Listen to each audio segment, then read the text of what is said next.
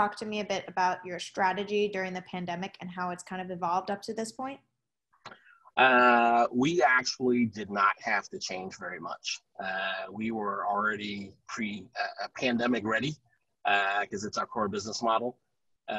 We have, our model store is 1,500 square feet, so very small, and we do takeout and delivery through the third-party services only. So we were already built for the pandemic. I don't know if our percentages even changed that much, if at all, in terms of our amount of deliveries and online orders, because we were pretty much maxed out on those fronts already. I think the only thing that really changed for us was we accelerated our expansion during the pandemic. And I like that you mentioned that you guys didn't change your strategy really that much because you're such a delivery and takeout focused brand. So how do you kind of maintain a good relationship with third party? Obviously, during the pandemic, there was some controversy with all the with the fees and all that. Yeah, well, I think I'll explain it this way. I have a high appreciation for the complexity of the delivery part of the business, just because when we first started Zalat, I'd never been in the pizza space before, so we opened up with delivery service, just like you're supposed to. And I immediately realized, first weekend, that I did not want to be in the delivery business. If you'll recall, prior to the third-party delivery services coming on board, right, it was really just the pizza chains that could afford to run delivery operations and your local mom and pop Chinese food provider, right? But everybody else was just way too expensive. But running, for a few months, running the delivery part of our operation, I came to the very emphatic conclusion that we did not want to be in the delivery business because it's so logistics intensive, right? So basically, if you're trying to give a good experience to your customers and it's a delivery product, I tell folks all the time, even if you have 10 drivers on, right, for the night, what happens when the 11th order comes up? Somebody's got to run that out. What happens when the 12th order comes up and it's just sitting there, ticking away, and it puts so much pressure and stress on the entire restaurant that we were always worried about how that delivery was going to happen. And so, I came to the conclusion that if we're worried about getting the delivery out, then we're not worried about our pizza, right? Which is supposed to be our number one focus, and it wasn't. If you're running deliveries, that becomes your central focus. And so I came to the conclusion that the large chains, they're not in the pizza business, they're in the delivery business, and I didn't want to be in the delivery business. So as soon as we could outsource that, we did. And, and I just made the decision, whatever that costs, to not have to do the delivery part of that business, we were going to build our model around it. Yeah, that makes sense. And obviously, if you are a delivery and takeout focused business, especially nowadays, probably a key aspect of your operations is technology. So could you talk a little bit about your investments in technology? Sure. I'll give you a number. 91% of our sales are online sales. So either through the third-party deliveries or through our own, software for pickup. And so, it's been a central focus of ours from day one. Being a small, startup brand, we don't have the 6, 7, who knows, potentially even greater investment dollars that we've seen a lot of large groups put into their tech. So we've had to be just a little more streetwise in terms of how we handle our technology. To be honest, for us, it's really always been about throughput instead of, heavy investment. So we've been able to cobble together a system with, the existing vendors that works well.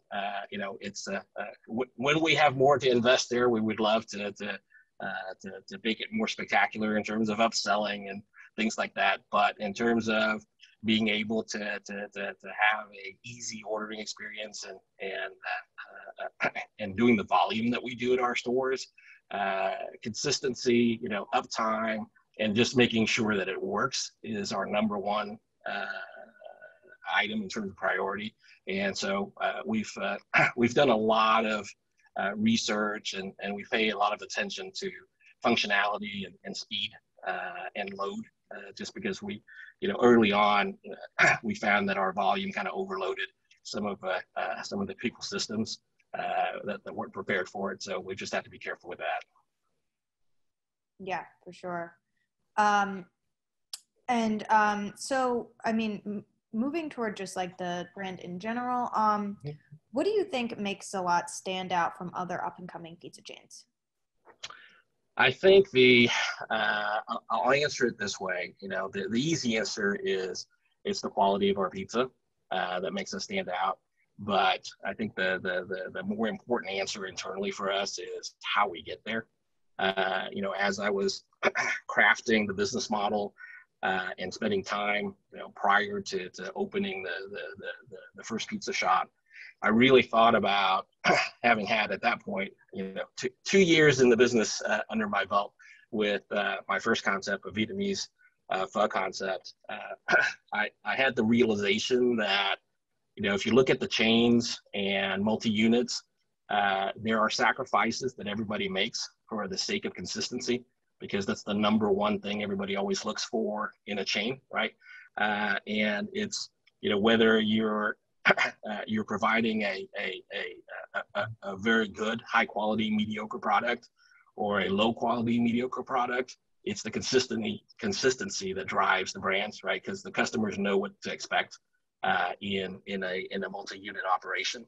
But the machinery and the operations, the processes and the tools that you put in place to get consistency usually drives out the potential for top level excellence, right? So the caveat that you always have for the chains is, hey, it's great food, and then there's always ... for a chain, right? And in our model, we're built around being the exception to that rule. Is that we think we can go multi-unit and have a very large operation that does not make sacrifices to get consistent mediocre food. And so we hand make all of our pizzas.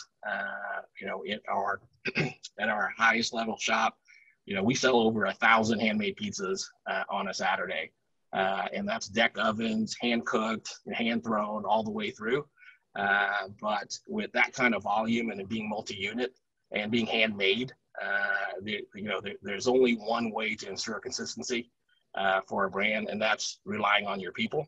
And so we call ourselves the Pizza Zealots. And so when we hire folks, we tell them, hey, we're doing this differently. We need you to have just extremely high give a shit factor. And in order for because we need our pizzas to be handled as if it were a 5-star restaurant, right? Because it's handmade. And in order to get that from our people, we take care of them better than everybody else. So, we pay high. We have full benefits. We've got 401k to the front lines. And we have stock options available to every employee. So cashier or cook, they own, a potential equity part of this company. So hopefully when we go public later, they all get to share in the wealth. Unlike, most chains, when, the folks who get in there early, they're still doing the same jobs 20, 30 years later, even though they came in early and helped develop, a great brand from the start. This is coming from my tech experience when I came here. I just saw no reason why the restaurant industry workers who helped create a brand shouldn't be sharing in the wealth and the profits that they create.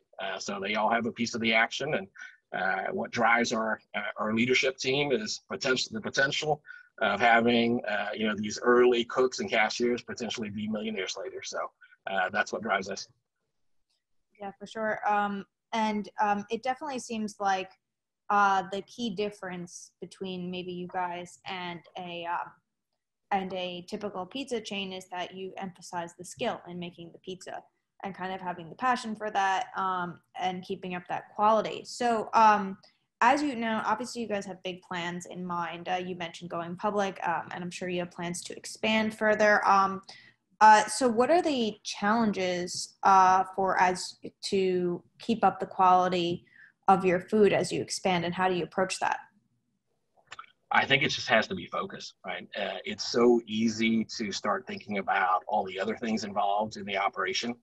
The machinery of growth and layering in, development and the operational or the behind the scene infrastructure that it takes to support a multi-unit operation.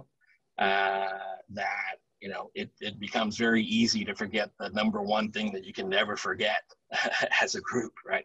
And I say it all the time to everybody within the shop. We can never, ever, ever forget that it always comes down to the first bite of your food, right? And for existing customers or new customers, if the food quality is not there, you're just not going to do well. So whatever we do, our focus is always, when we expand or when we're moving, the what we talk about internally is, we have great aspirations and we want to grow very quickly.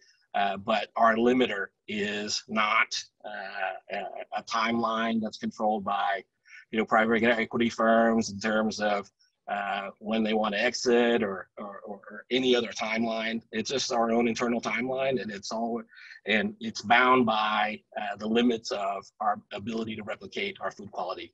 So, we will run as fast as we can if we're able to maintain our food quality.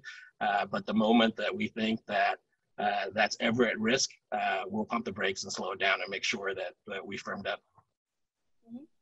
And how do you kind of know when you're at that point? How do you maintain that equilibrium and know, oh, wait, we're being stretched too thin? We test the pizzas all the time. And, the beauty of being a restaurant operation in 2021 is you really don't even have to do anything more than look at today's Yelp, Google, and Facebook reviews, right? So if your service is not holding up or your pizza is not holding up, you're going to hear about it from folks immediately. But we do, that's the core of our training is we call it PCT, which is perfect cooking time, and it's handmade, so we're not using a conveyor belt. And it's easy to undercook and it's easy to overcook. And so our central focus is to make sure that it's perfectly cooked each time. And I'd love to know a bit more about how you create your menu items, because in looking at your menu, you have some really interesting ingredients you don't usually see, like the pickles, sriracha, soy sauce. I'll give you a behind the scenes on how we developed the concept. So I've always had really bad adult ADD, so ADHD. I've had it all my life. So my creativity level is always very high when it comes to designing things. And when we started the pizza concept, I knew we were going to come up with crazy pizzas just because that's just the way my mind operates. But we spent the first 6 months concentrating on the basics, and we wanted to be able to go head to head, toe to toe with anybody on their pepperoni, on their, version of a supreme margarita. I think we have fantastic versions of the basics, and that's where most of our sales are. But as we started designing specialty pizzas, it's basically, most of the early ones were just my thoughts on my favorite meals, or types of food, and we would just I would put it up there as a spot, So there is in Dallas here, close to our original location, there is a Fiesta, and outside the Fiesta there is this lady with an elote food cart, right? And every time I went to that Fiesta, I'd have to stop out there and get my cup of corn, and I love that flavor profile. So that's how we got our elote pizza. And I said, hey, we're gonna make a pizza that tastes like the Mexican corn in the cup. And we worked on that thing for probably 2 to 3 months. I don't know, 20 different iterations before we arrived at the final design.